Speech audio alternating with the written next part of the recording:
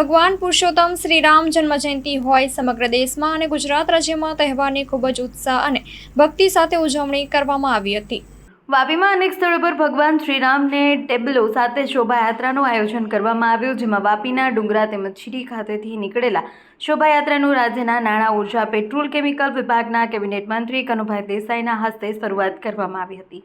શોભાયાત્રાનું સ્વાગત કરાયું હતું, જેમાં છેલ્લેથી નીકળેલી શોભાયાત્રાનું શ્રીજી પેટ્રોલિયમ ખાતે સ્વાગત કરવામાં આવ્યું। પ્રતિમાને ફૂલહાર કરી સ્પેશિયલ નાસિક ઢોલ તેમજ ટોપથી ફૂલો વરસાવી શોભાયાત્રાનું ભવ્ય સ્વાગત કરવામાં આવ્યું હતું।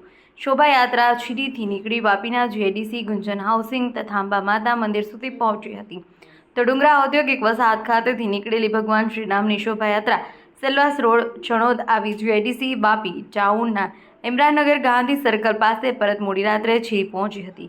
આ કાર્યક્રમને લઈને વાપી પંથકમાં જિલ્લા પોલીસ વડા તથા ડીવાયએસપી અને એસઓજી, એલસીબી અને અન્ય પોલીસ એજન્સી દ્વારા ચુસ્ત બંદોબસ્ત રાખવામાં આવ્યો હતો, જેને લઈને શાંતિપૂર્ણ માહોલમાં વાપીમાં શોભાયાત્રા સંપન્ન થઈ હતી। અહેવાલમાં ન્યૂઝ જીતેન્દ્ર માહ્યાવંશી, વાપી।